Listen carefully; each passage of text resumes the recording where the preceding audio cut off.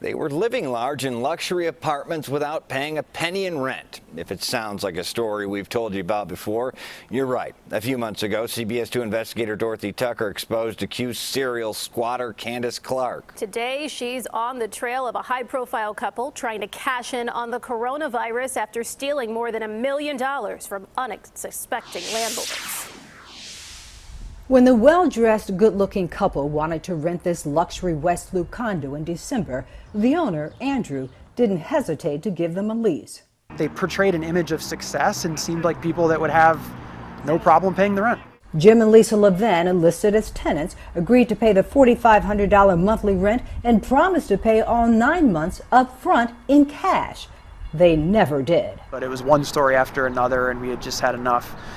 And so we finally filed the eviction. This photo, capturing the moment Levin was slapped with a summons to appear in eviction court, was taken on March 13th, but on the very same day. Last hour, the president declared a national emergency.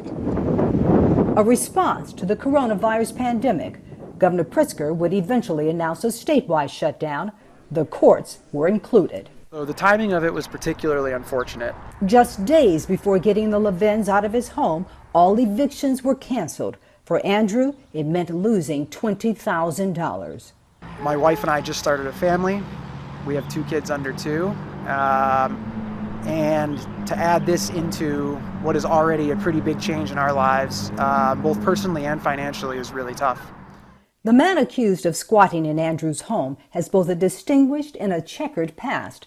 In 1986, just 26 years old, Levin partnered with Italian designer Gianni Versace and opened a high-end boutique on Oak Street. He sold it in 1990. He was the president of True Link Fence, a legendary company he inherited from his father, famous for its ads during Cubs games. Toledo, there goes one over the fence, a True Link fence. Levin was part owner of a gentleman's club and a fundraiser for former President Bill Clinton. Attorney Ariel Weisberg. Mr. Levin was a highly visible guy, well put together. He was basically well known for having a good time at a high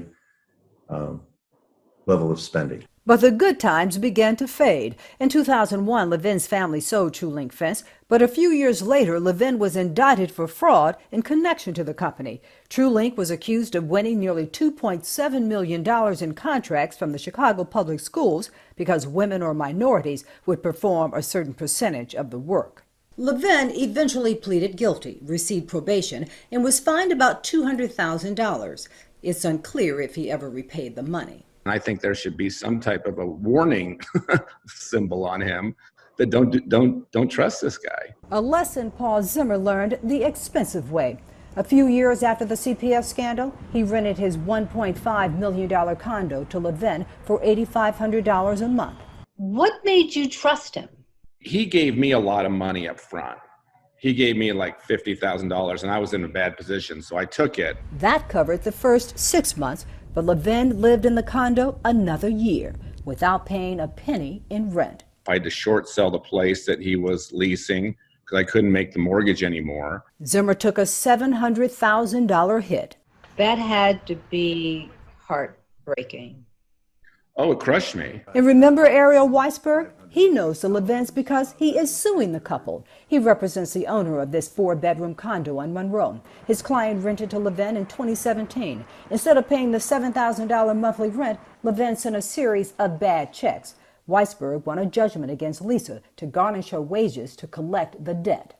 She has less of a history than Mr. Levin in terms of professionally squatting, but she is still involved in a number of cases. CBS 2 investigators discovered 9 eviction cases dating back to 2009. Landlords were swindled out of nearly $300,000 in unpaid rent. Combined with the other losses they suffered, you're looking at more than $1 million. And while I do understand that the federal ban on evictions came from a good-natured place, it allows scammers like this to take advantage of it even further and go to new heights with what they're able to do and get away with. Hi, this is Dorothy Tucker with CBS 2. We called, text, emailed, knocked on the couple's door to give them a chance to respond to the allegations.